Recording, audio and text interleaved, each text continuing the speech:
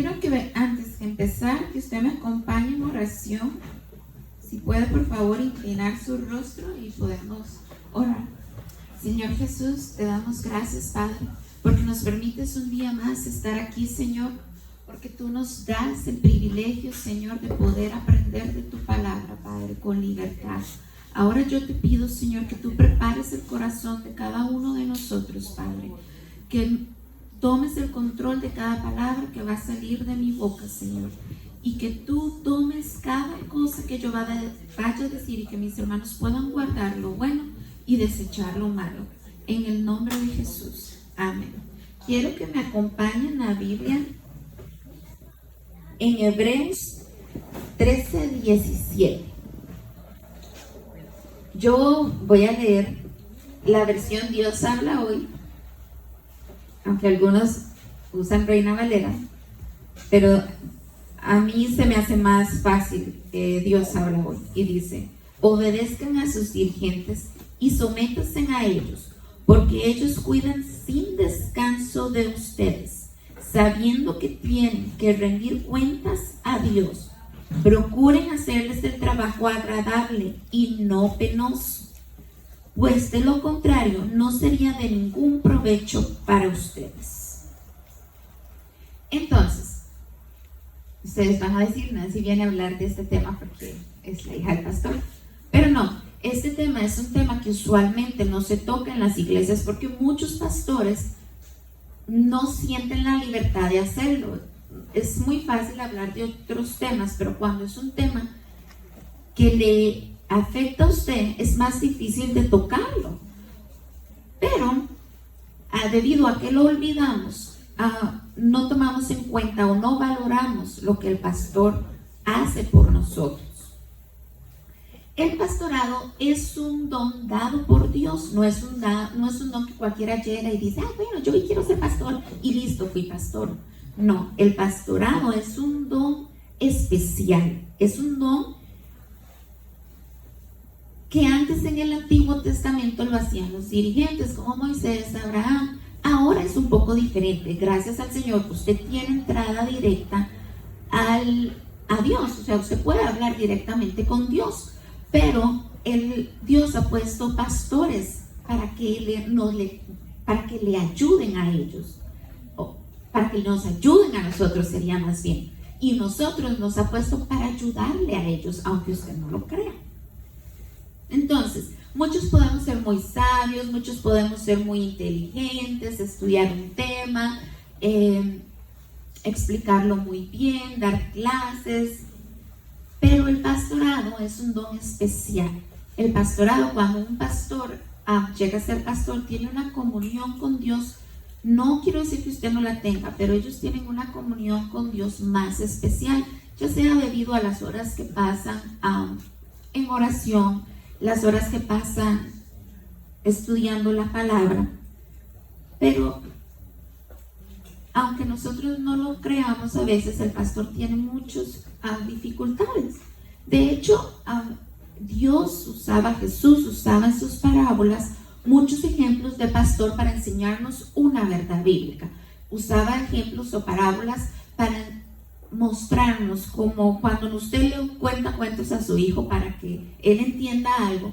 Jesús usaba las parábolas para explicarnos a nosotros algún tipo de verdad bíblica. En el tiempo de los pastores, en ese tiempo que los pastores iban a pastorear a las ovejas, ellos tenían no solo ovejas, tenían cabras también. Las ovejas eran un poco diferentes. Las ovejas estaban un poco más al descubierto y era más fácil para los animales que se las llevaran y se las comieran. Ustedes vieron que David defendía a sus ovejas de los leones. Asimismo tenían cabras. Las cabras eran un poquito más astutas. Las cabras brincan de piedra en piedra, pero las cabras tienen orejas largas y esas orejas largas les impedían a veces andar con libertad, porque al brincar de piedra en piedra las orejas se quedaban atrapadas o estancadas en las rocas, en los arbustos. Y el pastor tenía que ir a subir a la piedra donde se hubiera subido la cabra e irla a traer, de quitarles donde están colgadas y sanarlas. Igual con las ovejas. A las ovejas las defendía de las fieras, pero a las cabras las soltaba o las cuidaba para que no se dañaran. De la misma manera, cuando las ovejas tienen más lana y tenían que quitarle las lanas, cortarles la lana, trasquilarlas, como les dicen. También cada vez que las ovejas pasaban una temporada del invierno al verano, tenía que buscarlas y llevarlas a pastos frescos, tenía que buscar donde habían frutos para que las ovejas y las cabras pudieran comer. Cuando era el invierno, debía dejarlas adentro para protegerlas del frío, del clima. De igual manera, los pastores tienen que cuidarnos a usted y a mí, porque nosotros somos ovejas de su rebaño. Entonces, esa es la similitud que nosotros tenemos con las ovejas.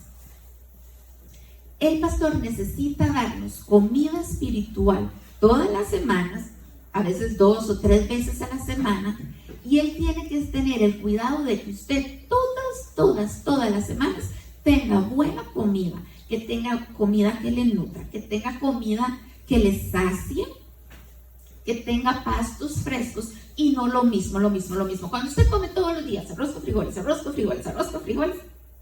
ya después al cabo de un mes ya el arroz con frijoles no pasa. Es lo mismo que tal cuando el pastor viene y le predica a usted del mismo tema todos los días. Usted se hace sabio en esa parte, pero ¿qué pasa con lo demás que usted debe de aprender?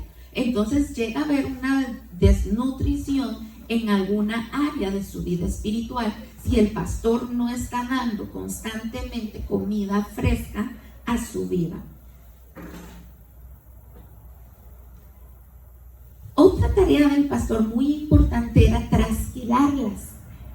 Y tal vez ese punto, cuando el pastor nos trasquila a nosotros, es el punto que a nosotros nos chime, nos aprieta, como cuando usted le chima los zapatos y nos molesta. Ay, estos zapatos no los aguanto. Usted quiere llegar rápido a quitárselos. Cuando el pastor le está apretando esa área suya, esa área de su vida que usted debe cambiar, esa área de su vida que usted debe dejar, eso empieza a chimar.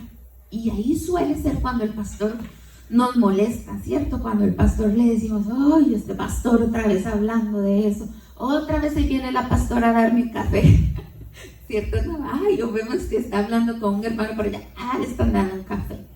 Cuando los pastores tratan de trasquilarnos, ese es el área que a nosotros usualmente nos molesta y llega a ser hasta un tipo de fastidio para nosotros.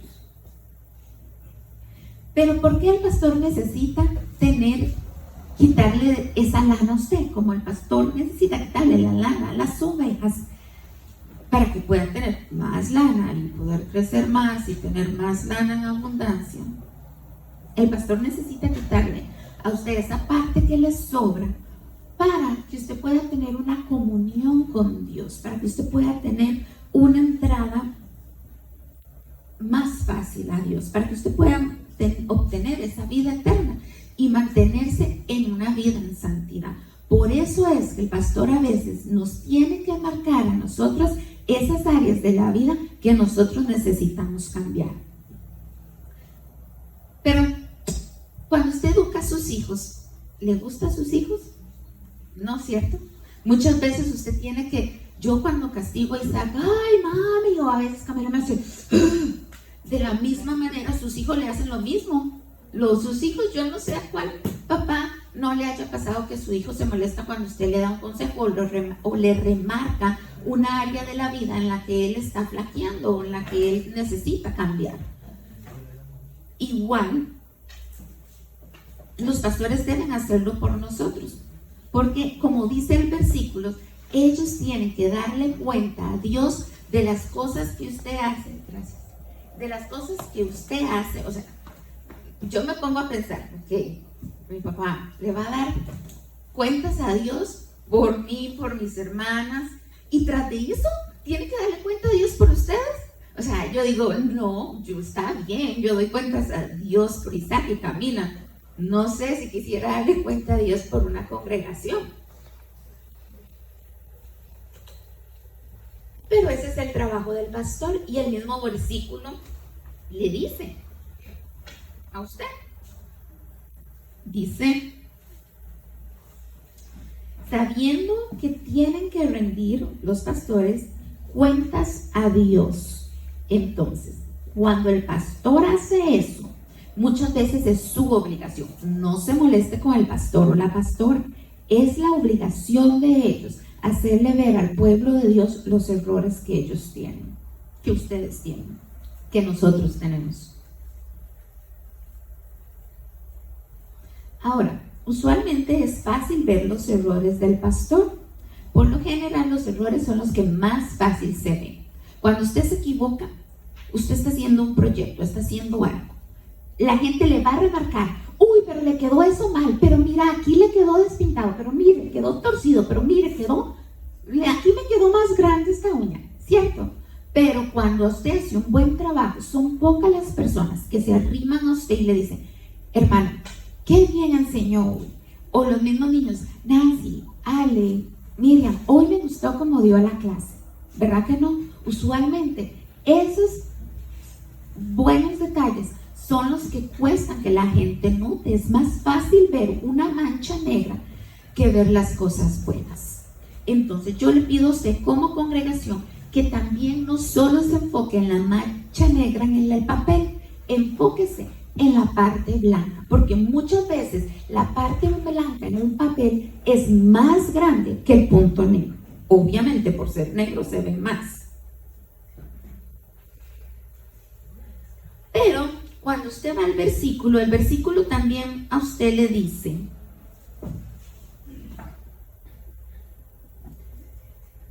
que ellos van a tener que darle cuenta a Dios, ¿cierto? Entonces, no se preocupe si el pastor se equivocó. Su tarea y la mía no es juzgar. La tarea suya y mía y del pastor es demostrar el amor de Dios al prójimo. Ahora, cuando decimos prójimo, lo que a nosotros refiere significa las demás personas, y las demás personas incluyen al pastor también. Al hermanito que a usted menos le agrada, a ese también, a ese prójimo es a que usted debe mostrarle el amor de Dios, porque a eso es que Dios la ha llamado a usted, lo ha llamado a usted y me ha llamado a mí. No olvide que entre esos prójimos se encuentra el pastor. Recuerde que el pastor se enoja así como usted y como yo nos enojamos. Jesucristo se enojó. El pastor tiene un carácter, el pastor tiene una vida, el pastor tiene tiene decisión propia, el pastor pasa por momentos difíciles, y todas esas cosas que usted tiene y yo tenemos, el carácter, temperamento, todas esas cosas ellos también lo tienen. No solo hablo del pastor suyo, en este caso ellos, sino también hablo de los pastores en general, porque podemos conocer pastores de otras iglesias y se nos hace muy fácil criticarlos y decir, o compararlos. Aquel pastor hizo esto, pero mi pastor hizo aquello. Ay, pero mi iglesia en la que yo iba hacía esto. No. Sea un apoyo para su pastor. No compare. Cada pastor es distinto. Cada oveja es distinto. Cada hijo es distinto. Entonces, así como usted no se le puede comparar con otro miembro de la iglesia, y no creo que le guste, a mí no me gustaría que me comparen con nadie más. No compare a su pastor con otro pastor de otra iglesia, porque cada uno es distinto. Si usted está en la iglesia que está, es porque le dan comida que le satisface.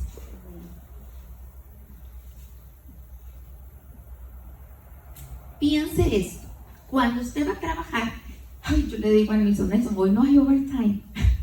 ¿Verdad que les gusta el overtime?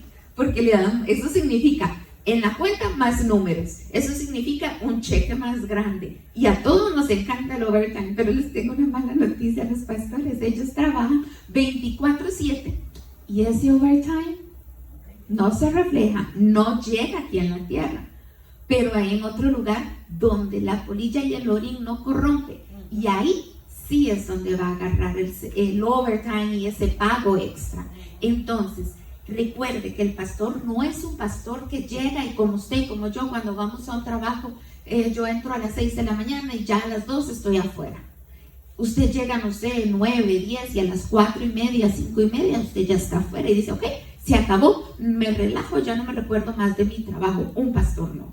Un pastor puede ser, yo recuerdo a veces que han llamado a las 12 de la noche, estamos pasando un problema tremendo y ahí tiene que olvidarse de sus problemas y decir, ok, esto lo voy a poner en segundo paso, en segundo grado, ahora yo voy a ver qué ocupa mi oveja.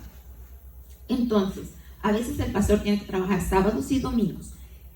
Y eso, cuando a usted le toca una semana, yo veo a Nelson, cuando le toca una semana que tiene que trabajar de lunes, a veces domingo, hace mucho tiempo, pero a sábado, siente, ay, ya se me fue el fin de semana, solo un día, poco descanso. Y el descanso hace que usted se rejuvenezca y tenga nuevas fuerzas y agarre ese nuevo impulso para ir otro día al trabajo. El pastor no. Y cuando usted trabaja y trabaja y trabaja y trabaja, su cuerpo colapsa y le va a pasar una factura que le va a decir, le va a prender ese foco que le va a decir, hey, cuidado, ya no doy más. Cuando usted ya no le echa más gas al carro, se le prende una luz y usted dice, ay, ¿cuántas millas me quedan? Lo mismo pasa, cuando usted trabaja y trabaja y trabaja, su cuerpo prende una luz y le dice, hey, ¿cuándo me vas a dar descanso? Lo mismo sucede con los pastores. Pueden trabajar y trabajar y trabajar y a veces inconscientemente no se dan cuenta y nosotros pensamos que porque trabajan en un trabajo o en la oficina de la iglesia, ay, qué bien se la pasa en la oficina de la iglesia, el pastor no se suda, el pastor no trabaja bajo el sol, no tiene que cargar cajas pesadas, no tiene que cortar yarda, trinear árboles, ¿cierto? Bueno, en algunos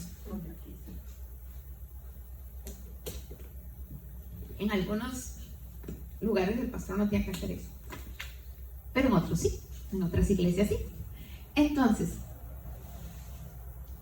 cuando usted trabaja y trabaja y trabaja,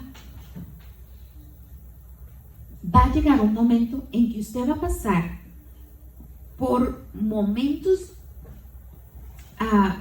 de estrés, momentos donde usted realmente ya no puede y llega a tener enfermedades, o incluso el descanso, una gripe se va más rápido cuando usted descansa. Cuando usted tiene una gripe, va al doctor y le dice, ay, vaya y descanse. Pero el pastor no. El pastor sabe que tiene que ir a la casa a preparar una predicación, a contestar teléfono. Hermanos, una predicación no se hace en una hora. No se hace en una hora. El pastor tiene que estudiar. El pastor se tiene que enfocar y seguir buscando, estudiando, para poderle dar a usted esa comida fresca. Y aparte de eso, de esas cargas que tiene sus cargas de la vida diaria que usted tiene. Usted tiene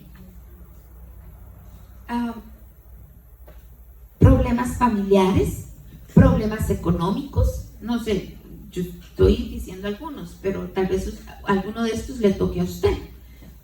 Problemas económicos, problemas familiares, ya sea con sus hijos, problemas en el matrimonio, todas esas cargas las llevamos nosotros en nuestros hombros, ¿cierto?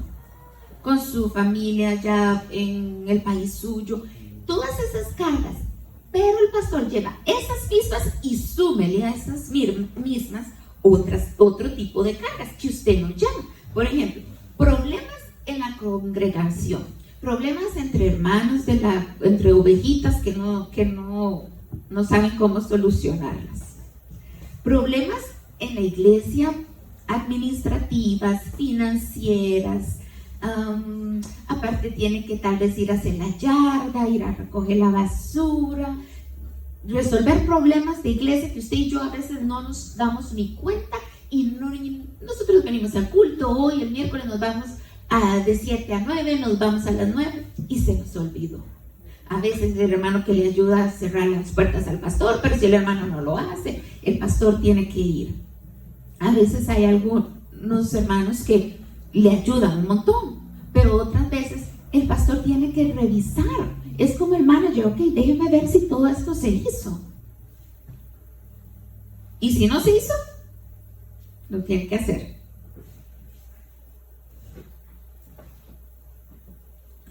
Ahora, es muy fácil decir, ok, pasa esto y esto y esto. Pero ¿cómo puede usted ayudar a su pastor? El mismo pasaje no los dice.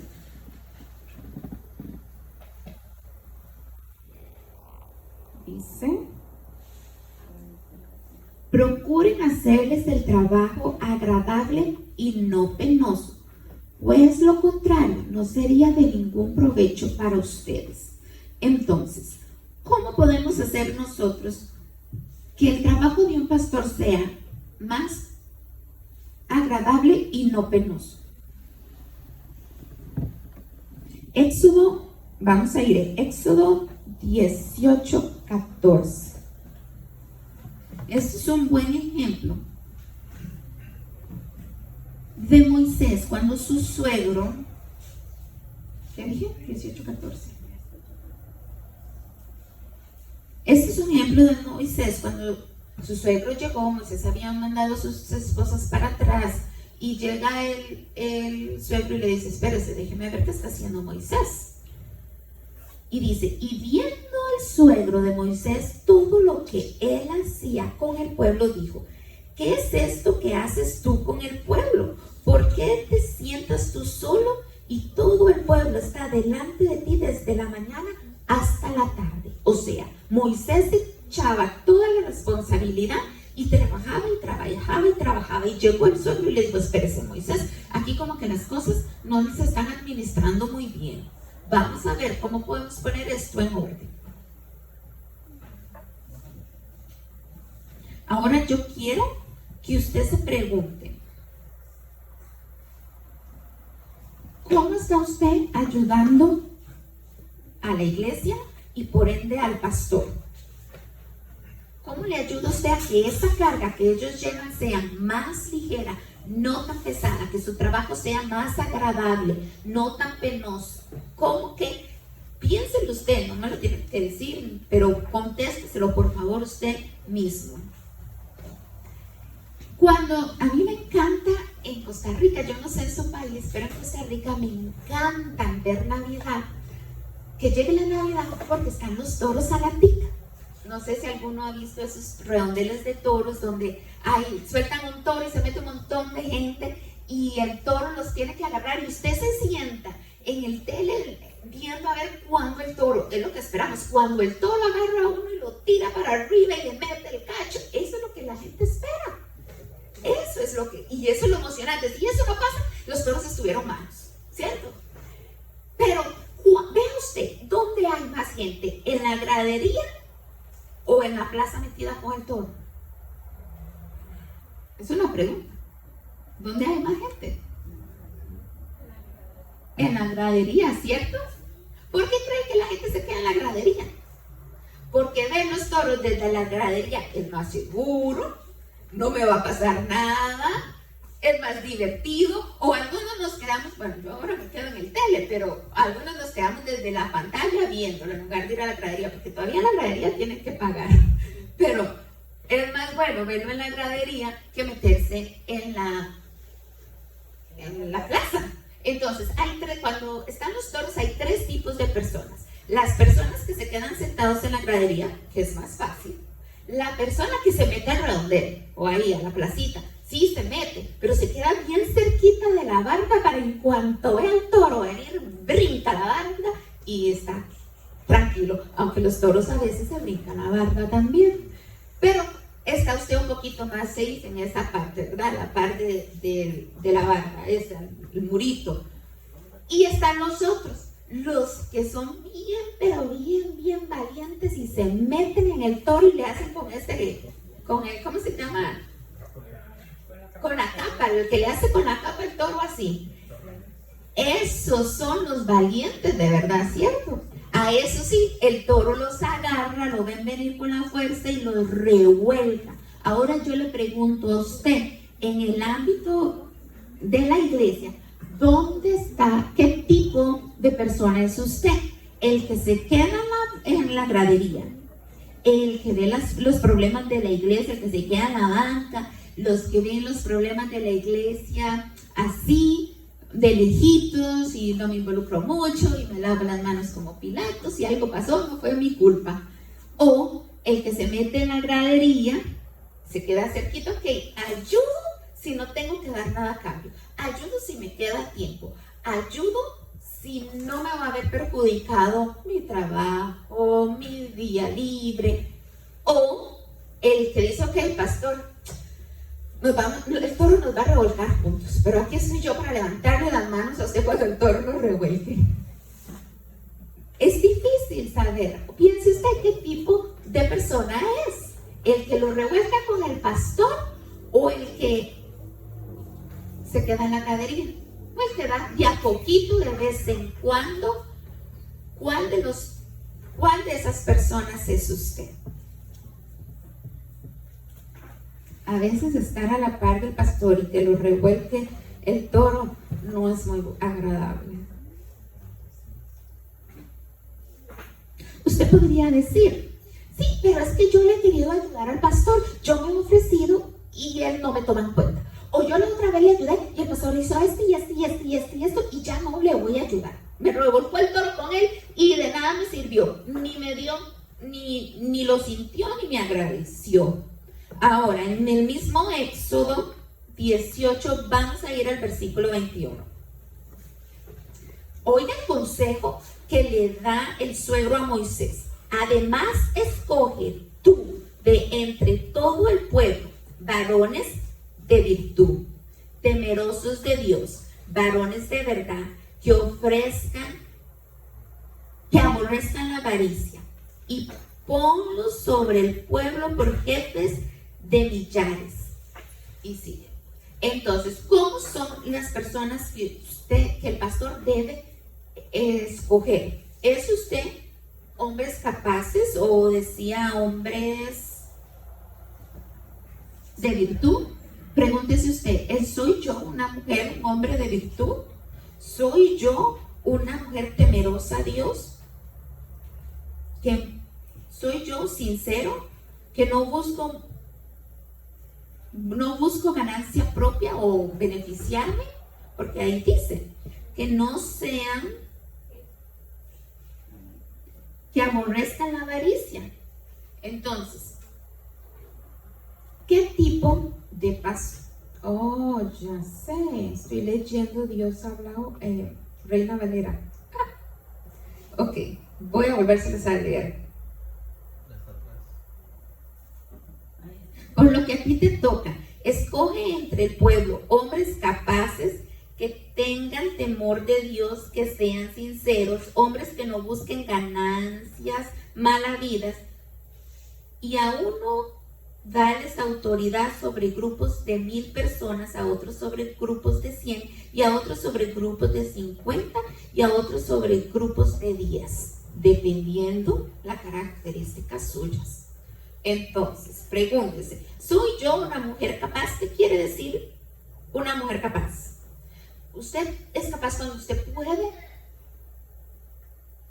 pasar esos obstáculos que hay en el ministerio, que me enojé con mi amiga, que me enojé con la hermana, y pasarlos. O ese es un ejemplo, ¿cierto? Pero pueden haber millones. Cada obstáculo usted lo pasa y dice, ok, no importa, esto pasó, esto no va a cambiar mi forma de ser, no va a afectar mi vida espiritual, yo voy a seguir yendo a la escuela, a la iglesia.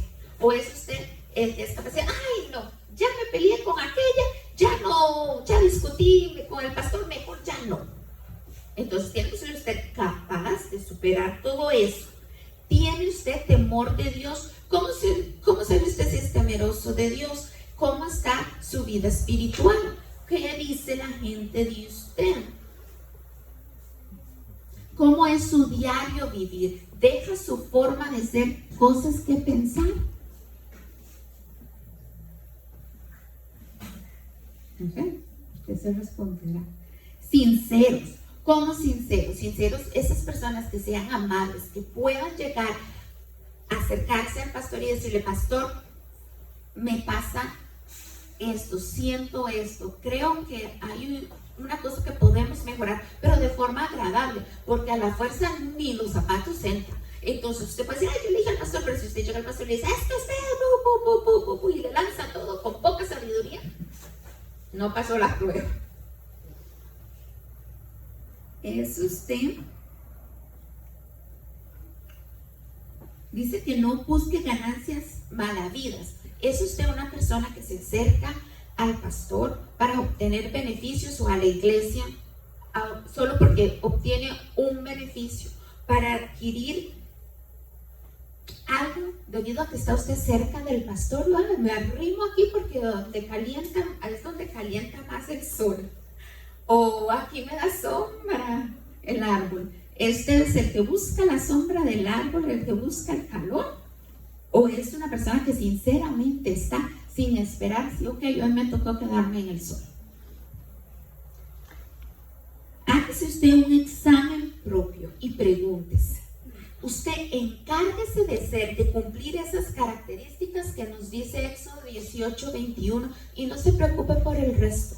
El Señor coloca, no, ni siquiera es el pastor. El Señor coloca y el Señor quita. Entonces, si usted cumple esas características, usted va a estar en el lugar que el Señor le va a poner. Usted enfóquese en cumplir esas características, que del resto el Señor se encarga, que del resto el Señor va a iluminar a los pastores para que la pongan a usted, o lo pongan a usted en el lugar que usted debe de estar. De hoy en adelante yo le quiero motivar a usted que antes de establecer un juicio, piense, ¿estará mi pastor pasando una necesidad especial? ¿Estará mi pastor pasando un problema? Y si usted sabe que efectivamente él está pasando un problema, pregúntese, hágase la siguiente pregunta: ¿cómo puedo ayudar yo en esta situación difícil? ¿Cómo puedo hacerle yo a mi pastor la carga más liviana? ¿Cómo puedo levantar yo las manos del pastor así como el pueblo levantaba las manos de Moisés? De hoy en adelante, piense, cuando yo paso problemas, a veces me pongo que no me quiero ni ver yo sola. Entonces, ¿estará él pasando esos momentos difíciles? Piénselo. Yo quiero que ahora usted conmigo se levante y podamos orar para que el Señor nos dé ese discernimiento. Póngase en pie.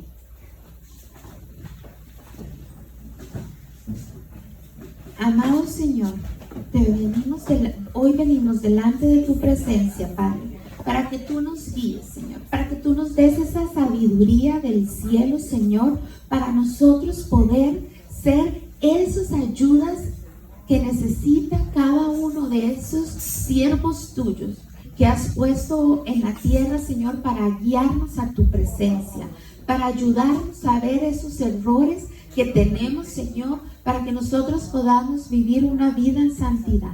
Señor, danos la sabiduría para poder levantar las manos de los pastores en el momento indicado, en el momento en que ellos están pasando esa necesidad. Ayúdanos, Señor, a valorar su trabajo. Ayúdanos, Señor, a pensar cada cosa que ellos hacen es por el bien de cada una de sus ovejas, Señor. Y ahora te pedimos, Padre, que bendigas cada una de nuestras vidas, Señor, y que nosotros podamos someternos y obedecer, Padre, en el nombre de Jesús. Amén.